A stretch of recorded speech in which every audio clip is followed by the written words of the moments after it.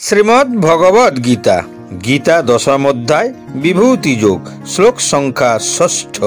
এই শ্লোকের সম্পূর্ণ বিস্তারিত ব্যাখ্যা। মহর্ষয়ঃ সপ্ত পূর্বে চত্বারো মনবস্তথা মদ্ভাবমানসা জাতা যে সংলোক ইমাঃ প্রজাঃ। ৭ মহর্ষি এবং পূর্বজাত ৪ মহর্ষি ও ১৪ মনু আমার মন থেকে উৎপন্ন হয়ে জগতে বসবাসকারী সমস্ত স্থাবর জঙ্গম জীব তাদের থেকেই উৎপন্ন হয়েছে। এখানে ঈশ্বর মহাবিশ্বের প্রজাদের একটি বংশাবলী বর্ণনা দিয়েছেন। ব্রহ্মা হলেন পরম ভগবানের শক্তি থেকে জন্ম নেওয়া আদি জীব, যাকে বলা হয় হিরণ্যগর্ভ। ব্রহ্মার কাছ থেকে ৭ জন মহর্ষির জন্ম হয় এবং তাদের অনেক পূর্বে ৪ জন মহর্ষি যথা সনক, সনন্দন, সনাতন এবং সনত কুমার, এবং এদের থেকে ১৪ জন মনুর জন্ম হয়। এই ২৫ জন মহান ঋষিগণ মহাবিশ্বের সকল জীবের জন্য ধর্মীয় পথ প্রদর্শক। অসংখ্য মহাবিশ্ব রয়েছে এবং প্রতিটি মহাবিশ্বে অসংখ্য বিশ্ব রয়েছে। প্রতিটি বিশ্বে বিভিন্ন প্রজাতি বাস করে।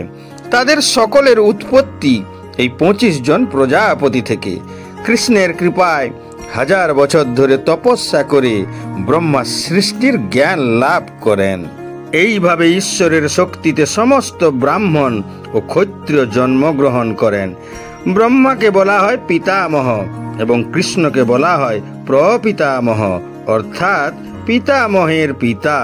শ্রীকৃষ্ণ ক্রমাগত ব্যাখ্যা করেছেন কিভাবে তিনি সমস্ত অস্তিত্বের উৎস। প্রথমে তিনি ২০টি ভাবের উল্লেখ করেছেন, এখন তিনি ২৫ জন মহানুভবের বর্ণনা করেছেন। এর মধ্যে রয়েছে ৭ মহর্ষি, ৪ জন মহান ঋষি এবং ১৪ জন মনু। এদের থেকে উৎপন্ন সকল জীব মহাবিশ্বের বংশাবলীর ধারক। ব্রহ্মার উৎপত্তি বিষ্ণুর হিরণ্যগর্ভ শক্তি থেকে। এটি পঞ্চমহাভূতের সৃষ্টির রক্ষণাবেক্ষণকারী ঈশ্বরের রূপ। ব্রহ্মার থেকে ৪ মহর্ষি সনক, সনন্দন, সনত ও সনাতনের জন্ম হয়। এদেরকে আবার ৪ কুমারও বলা হয়। এই ৪টি কুমার ব্রহ্মার জ্যেষ্ঠ পুত্র, কারণ তারা একক পিতার মন থেকে অযৌনভাবে জন্মগ্রহণ করেছিলেন, তাই এদের মা ছিল না। একজন চিরন্তন মুক্ত আত্মা এবং যোগ বিজ্ঞানে জ্ঞানী হওয়া, তিনি আধ্যাত্মিক অনুশীলনের মাধ্যমে অন্য জীবকে জাগতিক বন্ধন থেকে মুক্ত করতে সক্ষম হয়েছিলেন। ৪ কুমারের পর ৭ জন মহর্ষির জন্ম হয়। এরা হলেন মারিচ, অঙ্গিরা, অত্রি, পুলস্ত, পুলাহ, কৃতু ও বশিষ্ঠ। মানব জাতির প্রজনন বৃদ্ধির দায়িত্ব এদের উপর অর্পিত হয়েছিল।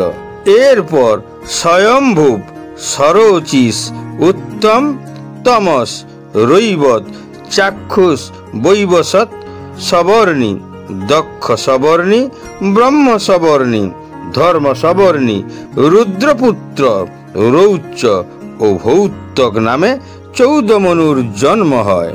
তাদের সকলকে স্বর্গ থেকে মানব জাতির কল্যাণে শাসন করার এবং বৈদিক ধর্মের প্রচার ও সুরক্ষার দায়িত্ব দেওয়া হয়েছিল। আমরা বৈবস্বত মনু নামক ৭ম মনুর যুগে বাস করছি। এই যুগকে বলা হয় বৈবস্বত মন্বন্তর।